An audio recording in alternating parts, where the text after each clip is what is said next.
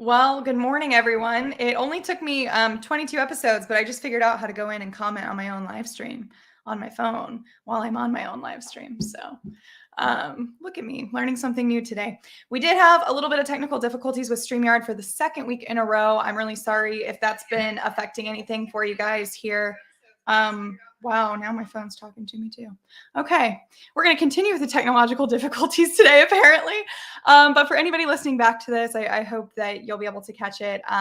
And our podcast, just a reminder, they are every other Tuesday morning at 9:30 Central Time. We had some issues with timing today through LinkedIn, but we'll be back to normal in 2 weeks. God willing.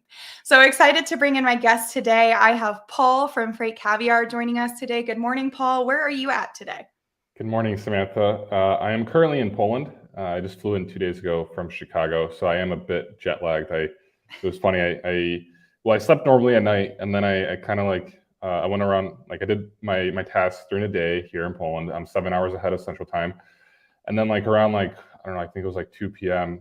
I just I fell asleep, and I woke up 30 minutes ago, and so I am essentially just waking up, just like most people in America right now.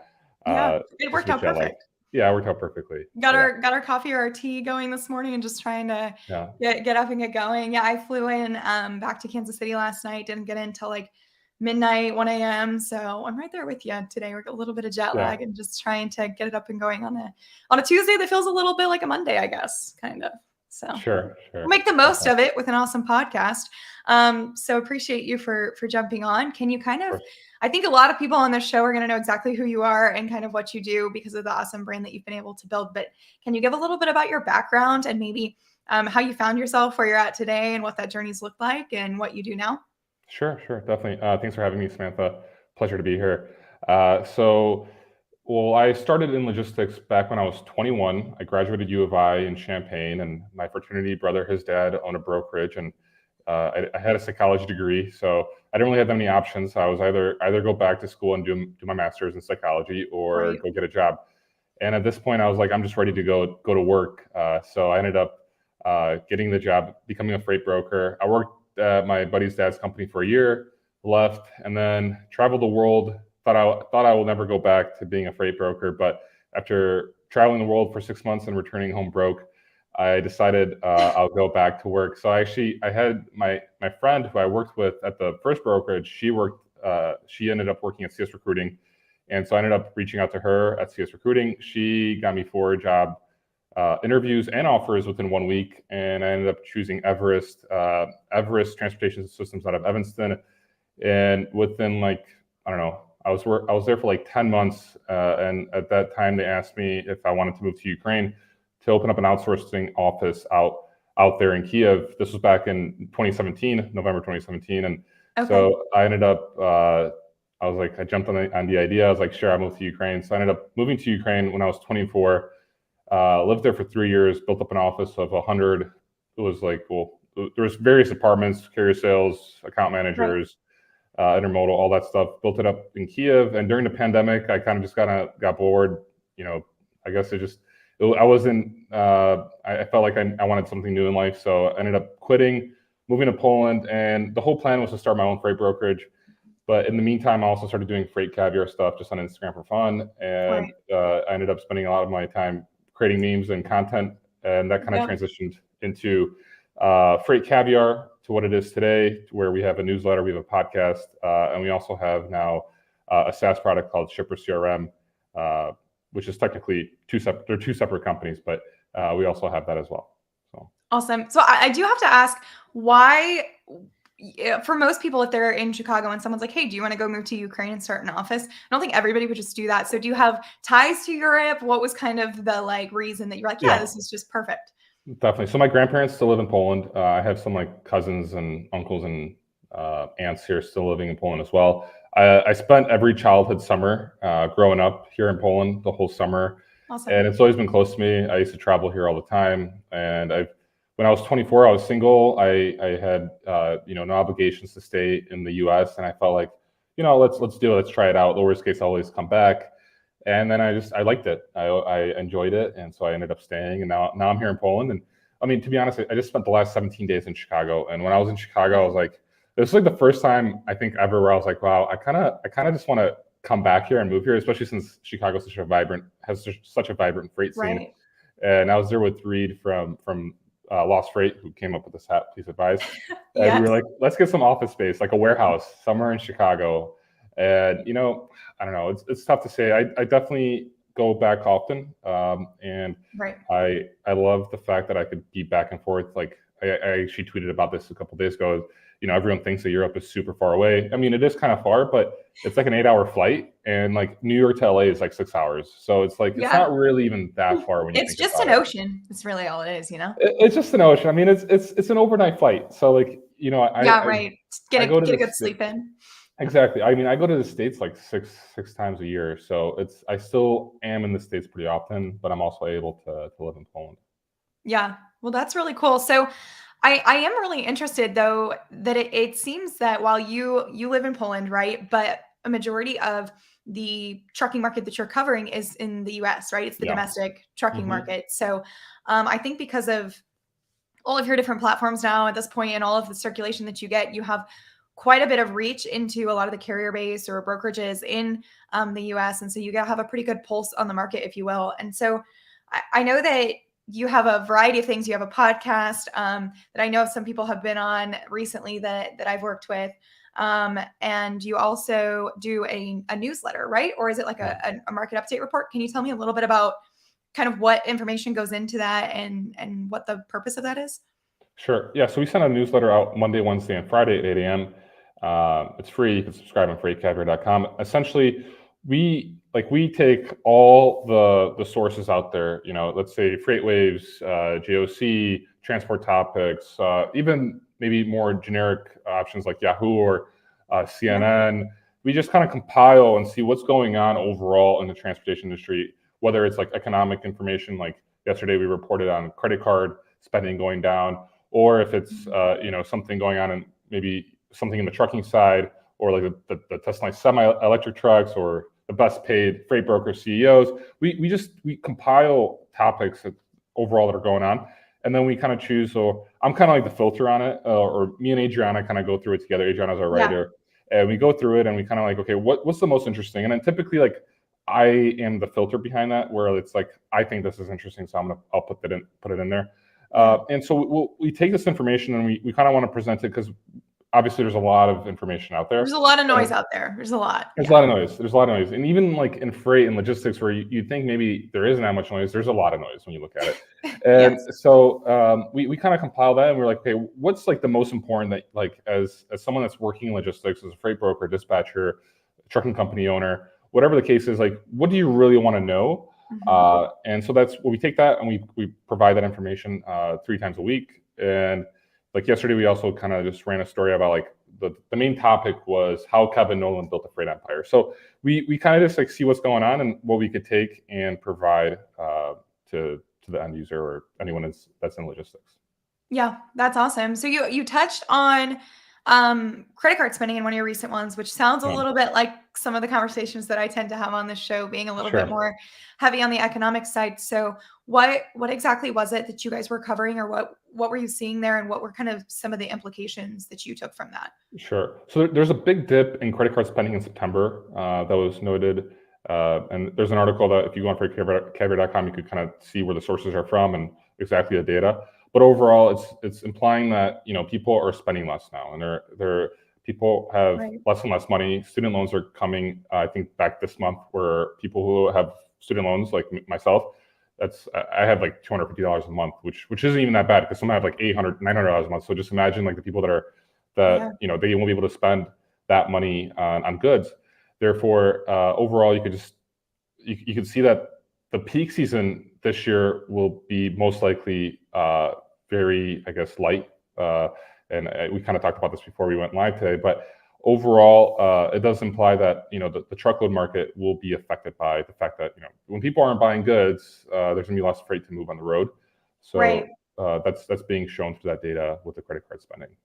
Yeah, and we were I was talking recently about the like seasonal uptick, and I think a lot of the peak season people correlate to the holidays and the spending that's fueled by that. But I mean, I already see Christmas decorations out at like Sam's Club, Walmart, all of that. And so a lot of people, I think, have this like false perception that this all comes in, like import containers are coming in and it's like it's moving all these trucking, volumes out of the ports into these stores. And I think the reality is a lot of it was still here as leftover from last year. And then a lot of it, came in, and we've already seen the import data from what did come in, and it wasn't impressive. So, I mean, overall, just I don't think even the retailers or the wholesalers are planning on seeing really any meaningful elevation to their sales throughout even the holiday season this year. Nothing that they didn't already have or couldn't easily have prepared for. So, I'm right there with you on that. The student loan thing is interesting to me because I think it was during the pandemic, right? Like part of the pandemic relief in 2020 when they first put a pause on the payments. I actually still had a little bit left and I paid it off while there was that pause on like interest. Because I didn't have very much. So I was like, why not? I think I, probably took one of my stimulus payments. And I was like, here you go, have it back. Sure. But I think that's interesting because that's been years now that people adjusted to not having that monthly payment. And when inflation hits, maybe even if you weren't the home that had to budget monthly expenses as closely now, a lot of gas prices going up, food prices going up, just things like that, the interest rates rising. If you're spending on credit cards, those interest rates went up. Just all these different things now are kind of causing consumers to look a little bit closer at their household budgets. And then you like reintroduce, a $250 student loan payment right now. And I think that is like enough to really impact the way consumers are going to behave from now moving forward. Totally. Okay. Well, let's go ahead and I want to ask you a question. We were talking about this the other day, kind of in prep about fuel, because I just mentioned like fuel costs going up, as well as other costs. And I find it really interesting how, let me put it this way. I feel like there's a lot of different opinions out there on fuel, but nobody really talks about it. And I think it's just an interesting note to touch on the difference of how fuel affects different people and participants in this industry. Because I'll see some people mention fuel and then it's immediately dismissed by a bunch of people on, comments on LinkedIn. It's like, that's what a fuel surcharge is for. And I'm like, well, okay, but like what percentage of our capacity pool is running with a pass-through fuel surcharge? Sure. So what are your thoughts right now on the increases in fuel costs lately, as it pertains to maybe different parts of the market or different providers? Sure. And I also want to note that I feel like at least for the fuel surcharges that we had as a company, typically they would take like the cheapest fuel metrics. So it would be like a way to kind of lower the cost of fuel surcharges. So even when, for example, if you have a load that has a fuel surcharge on it, I feel like the drivers always paid more than was actually presented on the fuel surcharge. And besides that, I always operated in mostly a spot market world, where we never paid fuel surcharges. I had sometimes carriers asking me to we'd agree on a rate, and then he'd be like, okay, just put $1,400 as a line haul and then $200 as an FSC, just so that he could have it on the rate count that way. But overall, it's always just the line haul rate. And I don't know, for me, I know you operated more on the contract freight side. Contract freight. I mostly I think I would probably say 80% of the freight that we did was spot freight. So it was definitely a different model, and it worked a little bit differently. But even for contract freight, so I guess even if you get the FSC surcharge, I feel like when gas prices do rise, well, so first, I don't think the drivers or the carriers are actually getting that full amount because they're always kind of just cheap fuel surcharge.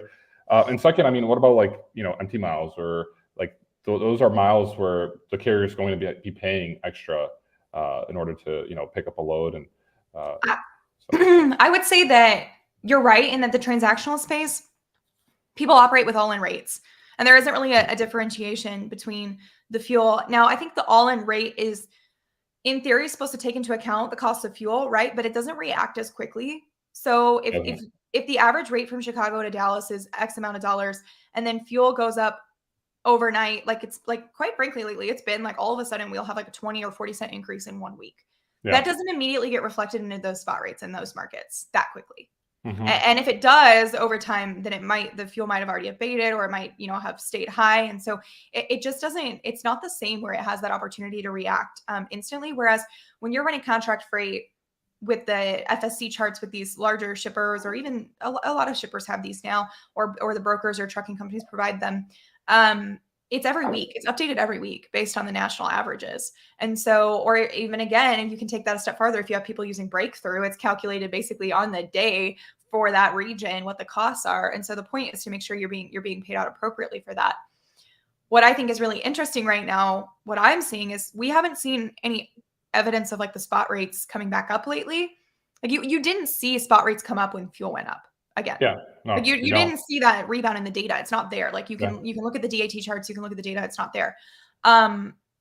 Which means one of two things. For one, the contract freight predominantly sits with larger asset fleets or brokerages. And the larger asset fleets buy totally different in their fuel than what we even see as the DOE anyway, right? Like they have negotiated discounts, they're buying fuel in bulk. There's a lot of things that they can do to basically turn the fuel increases into additional profit margins, because you're going to continue to buy the same, but if your fuel surcharge flexes up with your shippers when it goes up, it's just additional profits to go into your pockets. It's similar in the brokerage space in that they're going to continue to buy in the spot space if that's how they're covering their freight, and it's not going to react as quickly in the spot market, but they're going to take that bump to the fuel surcharge. Paul, I kid you not, I had a shipper show me recently some rates from another brokerage on some lanes that we had bid to the penny, to the exact penny. The rates were the DAT low rate is what they were bidding for line haul. Sure. And I was like, knowing that they're using DAT data, they're going to go cover in spot on these to try to cover at low. Where's their money coming from? And then it hit me that the fuel payout on that lane was going to be like $168. And that's the margin that they were going to take or whatever it is. So there are literally brokers who price to make money on fuel, period. And that's it. I actually, I mean, when I used to work at Everest, that's how we used to, not like always, but that used to be sometimes the strategy is like make money on the fuel. Yeah. I mean, I can't knock it. Like if that's where the money's coming from and that's what the market is dictating, but it does seem like a little bit of a volatile place to hang your hat, I guess. Yeah, it's very risky. Yeah, not something we probably should recommend for a majority of your business by far. Or I personally don't recommend a majority of your business to move in transactional markets anyway. But and I think you said something the other day that kind of I found interesting, that I think fuel also depends on this, like the structure that you're running as a brokerage, because there's different models for brokerage structure. What did you say about that, and how does that kind of impact that? So I think, well, what I was like kind of touching on was, well, there's brokerages obviously that focus more on contract freight, which I think you're more like that. And then there's brokerages that focus more on the spot market. And I have a feeling that like people that focus on contract freight are more disciplined when it comes to kind of like the cost structure. And well, you have to be, because you're operating with smaller margins, and you're operating dedicated carriers, and you know, where spot market is all transactional, and you don't really pay attention, you don't really care, because like at the end of the day, like carrier, you're gonna cover it off of DAT, and you know probably you're gonna book one, maybe two loads with them and then move on. So you don't really have that kind of like relationship with that carrier. So that's something that we touched upon yesterday, but I believe that it's just like two different kind of mindsets. And when you're speaking, I could tell that you're really eloquently like describing all this stuff, and you have a lot of experience in it, whereas I don't really have that experience or knowledge with it. So I'm just kind of like, I enjoy listening. I have a lot of experience, but you know, like we're getting thrown into it a little bit more every day and week I spend in this industry. You know, you just kind of get a little bit more exposed. Shippers a lot, so you get that really the full knowledge base. Of that, whereas I don't really. Yeah, I'm good at doing. You know, I think we do something very similar in that we take in a lot of resources out there. We let a lot of other people do the hard work to gather the sources, and then we learn off of what they're learning. So that's, I mean, basically information aggregation is what I do on a day-to-day basis. Okay. Question then, while we're talking about spot rates, contract rates, what are you hearing? Like, what are people telling you? What do you think the overall sentiment is right now for people who are operating in the spot space? What are their thoughts on rates or the direction or how they feel about that right now? There's like two ways for the freight market to improve, and it's either economically, the economic situation improves, meaning people spend more money, people buy more goods. That way the freight market improves, everyone makes more money in the freight industry, or more trucking companies leave the industry. which is more realistic at the moment, because when you look at the data overall, like the sentiment isn't good. Like people are spending less, interest rates are higher.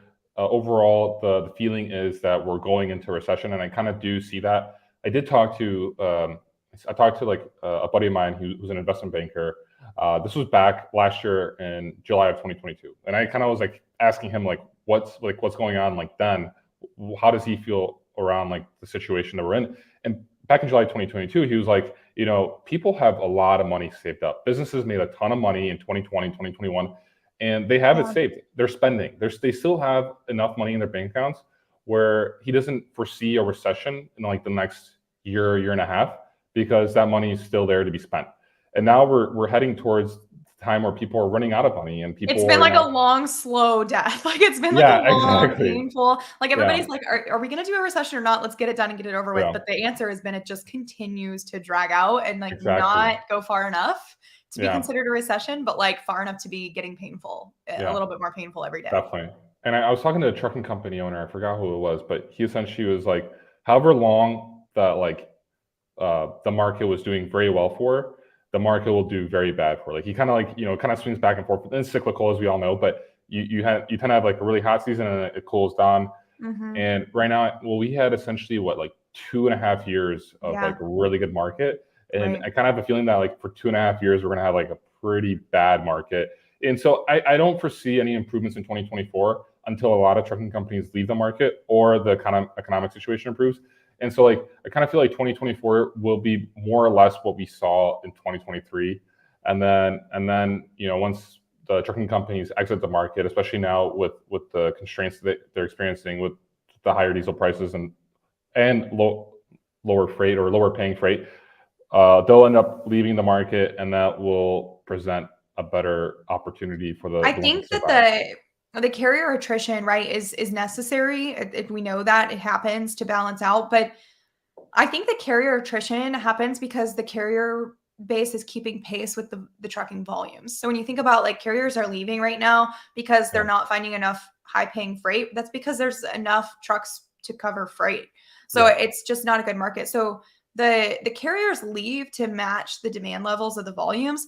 So when you think about it and kind of how I just tell people, it's like, okay, if volumes are moving down and the trucking capacity is moving down with it, then even if enough trucking capacity leaves, I don't think it wouldn't keep leaving after the volumes stay, because there'd be enough. Like once you find that even point, like everybody's just kind of maintaining. So we continue to like maintain with the attrition that's happening and the decreased volumes as they also are decreasing. And then that's where it comes to your point where like, if you can see any type of economic rebound or activity or certain sectors that really start picking up, then it does that. And this doesn't just catch up like that. Like the carrier base doesn't just magically reappear overnight. And that's what causes that imbalance and then that inversion in those rates, right? But that was eye-opening for me. I think that was actually on my podcast with Jason Miller a few months ago, that he kind of painted that picture that it's not enough just to have carriers leave. You have to have carriers leave, and then you have to have something that drives that shift in the market from the demand side. And so I'm kind of with you. I'm like, man, this has been long and painful and drug out, and like there's just nothing really going on right now. And I think that if anything, like I'm gonna need to see like the Fed lower the interest rates at some point in 2024, and consumers get a little bit of relief back and get a little bit more confidence. But you know, we can all sit here and hope that that's Q2 2024, but like I just don't know that anybody can call that with any type of certainty, right? So we're waiting, and even if it does, like let's say they start cutting interest rates in Q2, does that immediately help us? I don't know. Like, you know, does the trucking industry just immediately start to see improvement? I don't think so, because I think there would still need to be a little bit of time to kind of rebound back into that. Totally. Time will tell, I guess. Time will tell.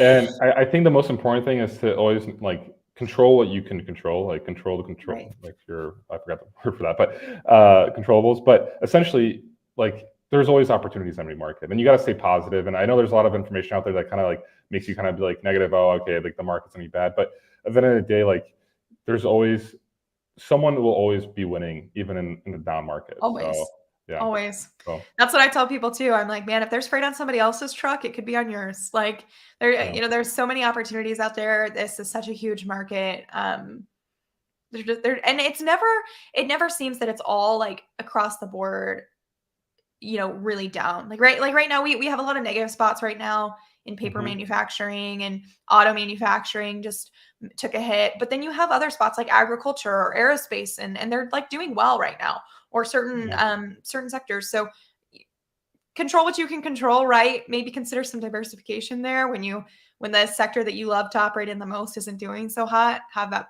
backup plan ready. But what do you think? On that note, I think that's kind of a perfect question to ask here. What do you think is like top of mind focus right now for carriers or for brokers as they're sitting here? We don't know what's going to happen. We don't know when it's going to change. Hopefully 2024. It's not a great market right now for certain Sure. participants. Like, what do you think the primary focus needs to be right now, or what are you hearing that they're trying to do?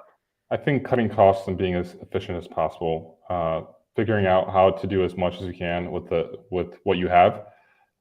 That's essentially the only way to make more, right? It's just to be more efficient. So overall, that's kind of like what I'm getting at when I talk to people. It's like, okay, like, well, even if you have a large fleet, well, okay, let's figure out where can you save like a little bit. I forgot. I was at Tag Trans out in Country Club Hills, Illinois last week on Friday or Thursday, and the owner, he uses McLeod, and he has all of this data inputted, and he goes through the data every week with his like finance team, and they're trying to figure out like how can they save like even pennies on some stuff, just because they know Right. like at the end of the day, like it's a big deal to continue operating. And they run predominantly flatbed, and flatbeds I think a little bit uh, like less effective than drive-in, just because it's more specialized. Yeah. But Especially certain parts of the flatbed sector for sure. Sure. Yeah, yeah. So I think overall, it's really looking at the numbers, looking at the data, being smart about it. Yeah, like I'm not a numbers guy, but like like a lot of people aren't. So hire specialists in order to figure out where can you save a little bit of money to be more efficient. Figure out how technology can help you. Even if you Yeah. need to let some people go because they're not producing like they should, figuring out how technology could help, automation, and also saving money there and there. So yeah. Yeah. Yeah, I know. I mean, as we scaled a brokerage this last year,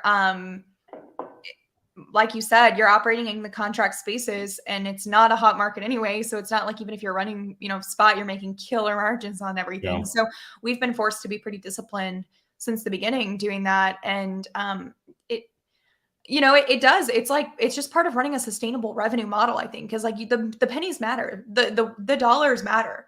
Yeah. The $5 and the whatnot, the things that you're doing. I don't know all the intricacies yet. I'm still learning, but cash flow is king in this industry. And when it comes to your receivables and your payables, every delays or little things like this can cause $5 here, $10 here, or an extra percentage here, and that Hmm. adds up over time. When you're moving volumes and you look back at that, you're like, oh wow. So like part of what you're saying with control the controllables, right, is like those are things that are controllable. Yeah. They're in-house in your offices, in your teams, in your brokerage. It's how well you're managing your books, or how timely you're being, or the resources you're using. That has nothing to do with the market cycles, right? Exactly. So it really comes down to like looking internally, I think, right now, and getting very diligent with what you're Hmm. doing, and just being smart. And I think that's no shock, no surprise, right? Like that's business. Like that's how business Hmm. has always been, is like the people who really are effective at managing their money are probably going to be the most successful. But yeah, Yep. I agree with you there. Like that's got to be something that would be top of mind right now. I have one last question for you. Because I feel like maybe you have an interesting point of view on this, or you hear some interesting things, but touched on fraud recently. I was on a TIA Lunch and Learn kind of podcast, and they were discussing fraud, and they brought it up and asked for thoughts. And my mind immediately just goes to, right now, people get tricked easier, I guess, when they're more vulnerable. And there's a lot of vulnerable people right now in the market, with just kind of when desperation increases around rates or getting your trucks to move or things like that. I don't want to say you get sloppier, but maybe you get a little bit more willing to take on some risks because you don't have as many options as you used to. So, what are your thoughts right now around fraud, around anything like maybe specific that you're hearing that people are doing, or any? Sure. But what are you hearing? What do you got for me? So overall, when I just look at the market, back in 2020, 2021, and the market was really hot, you didn't really hear about it all, like the scams that were going on. You just heard about a lot of double brokering. And just because back then, like these double brokers were making money, and when they were making money and everyone was making money, everyone kind of turned like a blind eye on it. They're just like, okay, like it's okay. For obviously I'm being kind of more generic here. I'm just saying, like, speaking overall, like there's a lot of double brokers operating then, and a lot of them entered the industry when the market got hot. Right. And I know this because I went to the country where it's very, I guess, they're infamous for double brokering. And what I've seen and what I've heard is overall, like with the downturn in the freight market and everyone being more, I guess, kind of like they were like, okay, let's use technology to avoid using double brokers. They started scamming people in order to make money. They made a lot of money in 2020 and 2021, and they're like, we want to continue making a lot of money. So I just start scamming people. And it's awful to see what's going on. And I think a lot of people that maybe entered the industry like a few years ago, like didn't even realize like how bad it could get with the scams and the fraud. And for what I usually tell like carriers is like, if it's too good to be true for a rate, it's a scam. And it's usually what happens is carriers get caught taking a load that's paying twice the DAT rate, and then it turns out that they're never going to get paid for it because it was a scam. It was a scammer, selling this information. So I that's one of the things that I always say is like, if it's too good to be true, like it's too good to be true. So overall, like there's a lot of tech tools out there right now, and like you can tell that because it's a problem, that's what I love about America. It's like when Americans are presented with a problem, they always want to find a solution. And capitalism does drive America where it's like, okay, nowadays on the market, there's so many tools that exist now that didn't exist 3 years ago.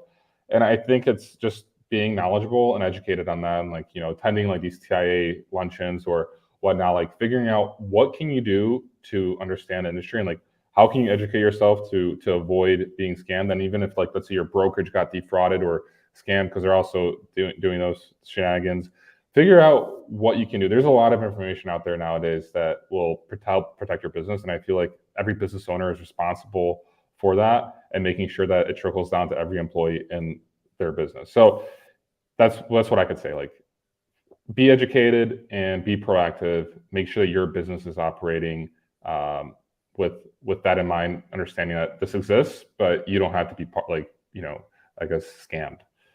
It's almost like a double-edged sword to me, because I think that because of all the increase in technology, it's getting easier to scam people because they're getting so clever with what they can access and do digitally. True. But then at the same time, with all the increases in technology and the tools we're creating, it's getting easier to prevent fraud and vet against that, right? So it's like a lot of for the same reasons that it's getting more prevalent, we're able to try to combat it a little bit more effectively. Yeah. And what's interesting is like the people that are mostly doing transactional freight are more prone to getting scammed. Because if you're dealing with contract freight and you're building relationships, if a driver or a trucking company just has their relationships and that's the only people they work with, then they won't get scammed because they know who by far. I mean, that's huge. When we founded Rocket Logistics and we started a capacity and hand brokerage where we run contract freight with committed carriers on over 80% of our business, that's intentional because that's the model we want, and that's what we believe is effective in the industry. But like one of the added bonuses to that was that our exposure to fraud was very minimal. Yeah. Because when you're not going out to the open market all the time and putting yourself out there and posting out information, or even just like posting out loads or stuff like that, you have all these incoming emails, and like you might just have someone respond innocently to something and like think they're giving some information, and then that's the information that they're going to go use to impersonate you. And they don't even necessarily need to like take loads from you to go impersonate you and still commit fraud. And then it looks like it's reflective of your company. And so for brokerages right now, especially, or carriers or anybody who's trying to grow, it's like, we were already facing like the newer authority. We were like, the last thing we could do is get any type of report against us. And so you just get really, really protective and careful of that. But I mean, by far, when you're running contractual freight with the same carrier base, your exposure to fraud is just, you run 80% of that way, or 80% less than the rest of the market. And so that was a huge advantage right now, especially with the current market conditions to that model. Not one of the primary reasons we chose it, but like a great bonus that we ended up getting there. So definitely can agree with that. To add on that, like even like, I mean, every brokerage makes money off of, those transactional spot loads, at least most do. Like, have a due diligence compliance team. Like there's a way to find out the truth. Yeah. So if you just actually focus on it and are proactive and have the processes in place in order to figure out if this carrier is legit or this broker is legit, like there's ways. You just have to want to actually do it. It takes time. I will say that for how much people talk about fraud and getting double brokered and stuff, I don't think it's very hard to prevent it. It's just a matter of like, when you start moving scale, things get a little sloppy, or like people get lazy, or they cut a corner. And you can cut a corner. People might cut corners 100 times a month in a brokerage and you don't know it because nothing happens. But on one of those times, if you happen to cut the corner on the load that was going to get you defrauded, then that's how it happens. And if you really do just adhere to the processes that you put in place, it's really not that difficult to prevent it. And I think some of it too, like a lot of it in the industry, is just ignorance. Like I think there's a lot of, especially more maybe in the cradle to grave models, where people are new and they're getting into brokerage and they're covering their own loads and they're doing their own thing. And if you're fairly new to the industry, you haven't heard all the tricks in the book that people are going to throw at you, right? You're a lot more exposed in that position as well. I think a lot of it happens in that space. But for a lot of your more established companies, they have someone there who has created the processes to prevent the fraud. And it's just a matter of like, if you cut corners, then you can't guarantee your safety anymore. But inevitably, corners get cut when companies start scaling hundreds and thousands of loads a month, I'm sure. So it's probably a part of it as well. It is, unfortunately. Well, Paul, we're going overtime, but I told you at the beginning I didn't care if we did, because I'm not usually too worried about that. You got anything for us here before we go, or any last thoughts, comments? Well, first of all, tell us how people can connect with you, the different types of content you put out. I was going to say Twitter, but it's X now, right? Yeah. I'm not really like an X person or Instagram or anything like that, but what platforms do you have? What can people kind of expect to see on your different platforms? Sure. So the X freight community is really growing, by the way. So I do recommend you joining. There's a lot of interesting people out there, and I got hooked on Twitter X like a year ago, and there's so much information out there. Although I do try to kind of avoid social media, just because it's like, I spend a lot of time on social media, and now I'm kind of in a phase like, okay, like I need to work more on the business instead of being on social media. So overall, definitely, if you'd like to subscribe to our newsletter, I highly recommend it. FreightCaviar.com. It's free, or you could pay to promote, to I guess sponsor us. But overall, that's the best way, is just subscribing to the newsletter. You can reach out to me on LinkedIn, Twitter, Instagram, Caviar, and overall, like that's kind of like the gist of it. If you ever have anything to share with us, if anyone's listening here that wants to, kind of have something in our newsletter, if there's something interesting that you'd like us to show to our audience, please feel free to email me. It's PBJ, which are my initials, PBJ, like peanut butter jelly, at FreightCaviar.com. That's the easiest way to reach out. Yeah. To me. If you have anything to share with him, please advise. He would love that. Please advise. And you could buy a hat. If you'd like a hat like this, you can reach out to Reed Loose-Lot. He's on LinkedIn, he's on Twitter, and he's been selling these and he's been crushing it. His content is hilarious. I think we're gonna have to drop a link in the comments to the hat, because we've had multiple people comment already about the hat. And I got on with you this morning and I was like, I need that hat, because that's like my whole life in emails. Please advise. It's actually like the only hat like I actually like. I have like all these hats, and I'm like, this is like the one that like actually just, I don't know. I feel like typically like hats like don't fit me well, but this one's like, okay, this one is good. So, but I do wonder what people in Poland think of me when I wear this hat. I wore it outside yesterday, and everyone was like staring at me. So, that's not said? That's not universal at the end of an email? I mean, typically here in Poland, they communicate in Polish. So I don't know. I mean, there are freight brokers here that operate in the EU market, and they're using English. So I should ask my friend who's a freight broker here, what did they say? in English, but it's probably something Exactly. else. What's the translation? Can we put that on a hat? Yeah, And there you go. exactly. Yeah. Well, cool. I appreciate you so much for coming on. I think we got maybe a meme that we're gonna drop in here at the end, just in case anybody needed a little bit of that today from the FreightCaviar page. There we go. Gotta love the Simpsons. It's like I think sometimes that show was created just for like all the memes that would come for generations after. Oh, I Like love it. it Yeah, will never die, right? exactly. So Freight is happy to take that on. But thank you so much for everyone who was able to listen today. If you're going to listen back to the recording, we appreciate you guys as well. You can always jump back into LinkedIn if you're listening to the recording, see the comments, ask any questions. Be sure to tag Paul. He'll get any information over that you guys need. And Paul, thanks so much for meeting me for coffee today. I enjoyed it. Thank you so much, Samantha, for having me. I truly enjoyed it as well. All right. Bye, guys.